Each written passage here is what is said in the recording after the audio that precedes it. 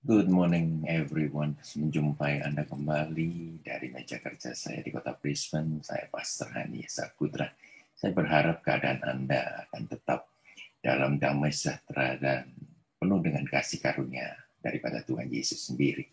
Nah, ada satu ayat yang saya ingin berikan kepada saudara yang mungkin jarang sekali untuk dikhotbahkan Anda dengar, tetapi ini adalah mutlak yang keluar daripada pemikiran Allah sendiri dan hati Allah sendiri. Yaitu terambil dari Ulangan 5 ayat yang ke-16 mengatakan demikian, hormatilah ayahmu dan ibumu seperti yang diperintahkan kepadamu oleh Tuhan ayah Allahmu, supaya lanjut umurmu dan baik keadaanmu di tanah yang diberikan Tuhan Allahmu kepadamu.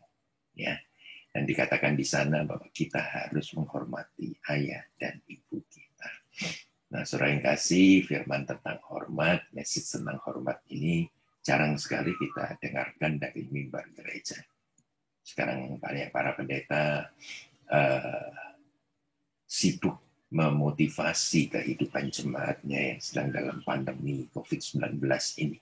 Ya, banyak yang terpuruk, sehingga tugas kita, beban kita semakin berat untuk mengangkat mereka satu persatu dengan kebenaran Tuhan.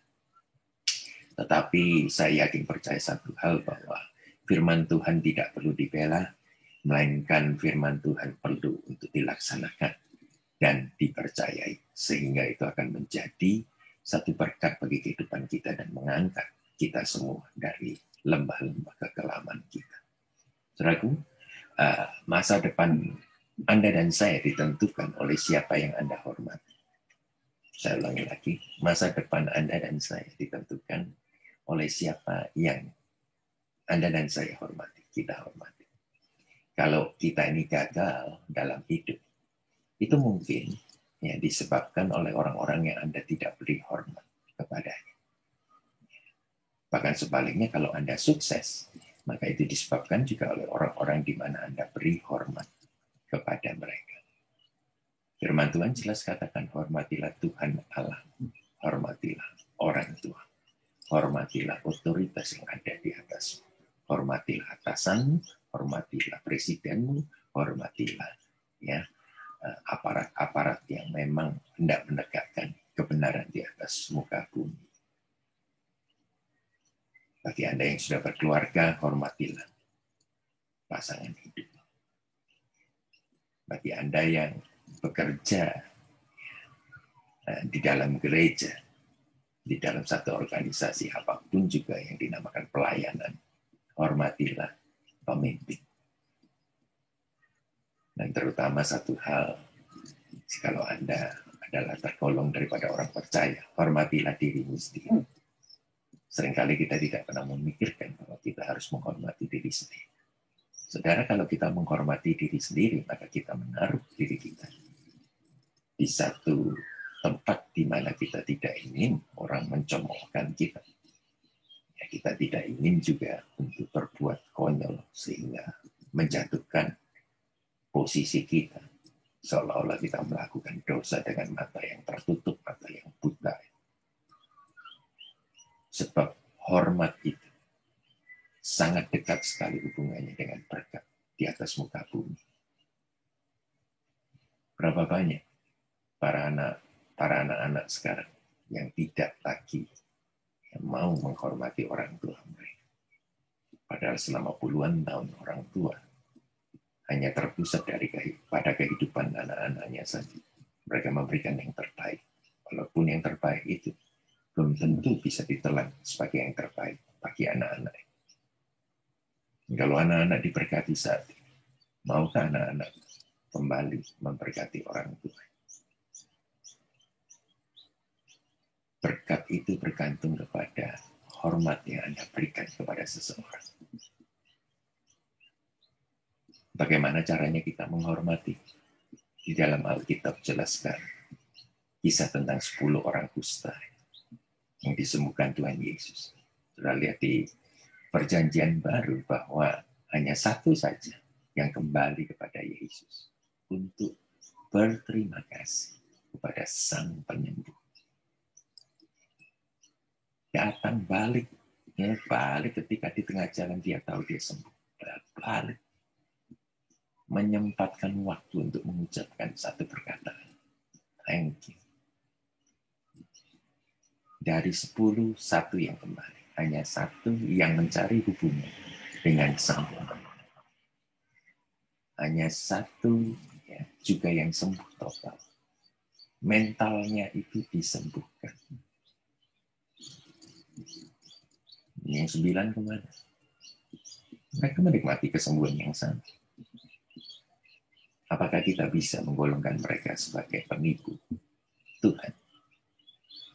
Ataukah orang yang kurang respect kepada the gift yang sudah diberikan Tuhan kepada mereka? Respon daripada Tuhan adalah dengan tidak memberikan apa yang menjadi hak seseorang atau Tuhan.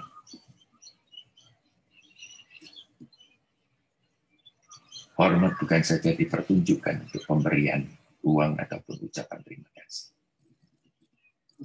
tetapi juga dengan pemberian talenta dan waktu kita. Tuhan memberikan talenta, Tuhan memberikan waktu, Tuhan memberikan kesempatan. Apakah kita pernah mengucapkan syukur atas hal ini? Kita adari berhasil oleh karena pemberian daripada Tuhan.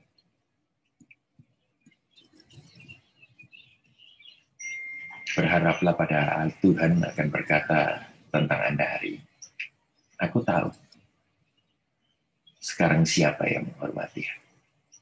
Ketika satu orang Samaria ini datang di hadapan Yesus, yang bisa disembuhkan. Tuhan Yesus bertanya, mana yang 9? Aku tahu sekarang siapa yang menghormati. Jadi mengambil kesimpulan ini, penghormatan adalah sikap hati seseorang. Nah, pertanyaannya adalah begini. Siapakah raja yang bertahta di dalam hati? Apakah raja itu kedagingan? Apakah raja itu adalah Tuhan Yesus? Apakah raja itu cuma aku? Raja.